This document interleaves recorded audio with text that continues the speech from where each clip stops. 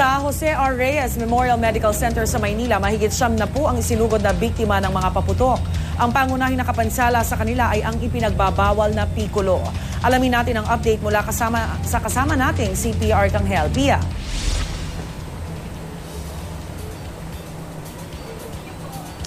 Rhea, nandito nga tayo sa Jose Reyes Memorial Medical Center kung saan tatlo na lamang yung nananatiling naka-admit o naka-confine dito dahil sa paputok at makakausap natin ng ilan sa kanila. Although, bago yan, banggitin lang natin na noong nakaraang taon, mas mababa yung bilang kumpara sa 77 na naidala dito sa JRRMC dahil sa paputok. At gaya nga ng sinabi natin, iilan na lang ang natira rito na naka-admit o naka-confine. At kabilang yan si Anthony Rustia. Anthony, pwede mo ba ikwento sa amin kung ano nangyari sa'yo?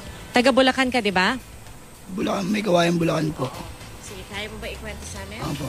Ano kasi nun lasing po ako nun Baga nagkakabiruan lang kami.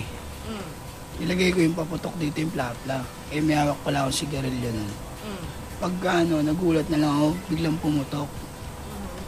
Yun, pagputok nun, bulakta agad ako. Tapos napatakbo pa ako sa amin. So, nadikit yung sigarilyo dun sa hawak mong plapla?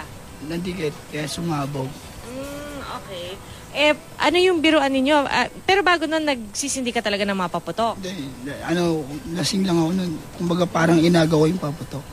Tapos, nagkunyari ko, nilagay ko rito. May hawak pala akong sigarilyo, di ko na malahay. Biglang sumabog. So, sino nakapagdala sa'yo sa ospital? Yung mga kapatid ko, tsaka tatay ko. So, ano sabi sa'yo ngayon ng doktor? Naputulan Puputulan daw. Ang kamay. Itong kanang kamay? Hindi, putol na siya. Putol na. Yung daliri lang. Yung daliri. Okay. Tapos, itong dito sa may, sa jaw area. Ito, di mo gaano masakit. Kung ba sabog lang. Wala namang butong na lumiyes. Kung mga yung laman lang siya. Sabi mo kanina, 17 years old ka na, tama ba? Okay, tapos, mag-18. So, ano yung mga natutunan mo sa pangyayaring ito? Siyempre, sa darating ba na bagong taon, magpapaputok ka pa rin ulit? Hindi na. Yun yung New Year of Resolution mo. Hindi na mapapaputok. Iinom pa rin o hindi na rin? Pero konting inom lang.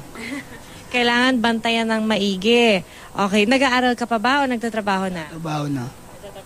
So, naisabi mo na doon sa iyong mga pinapasukan na hindi ka muna makakapasok? Hindi na. Tumulong nga sila Tsaka yung mga kaibigan ko, tinulungan din ako. Okay, so at least alam na natin. Anthony, maraming salamat sa iyo. Ayan, meron ng mga natutunang aral si Anthony. Pero ito si Christian, nakilala natin kanina. 15 years old pa lang si Christian. Kasama niya ang kanyang nanay. Si Christian, hindi siya yung nagpaputok, no? Siya yung nadamay lang, no, sa pagtapon ng whistle bomb. At mamaya, alamin natin yung kanyang kwento at kung ano yung kanyang naging karanasan at kung paano siya dinala dito kasi galing din siyang Bulacan. So mamaya, makakausap natin si Christian at ang kanyang ina. In the meantime, Rhea, balik muna sa inyo. Maraming salamat, Pia Arcangel.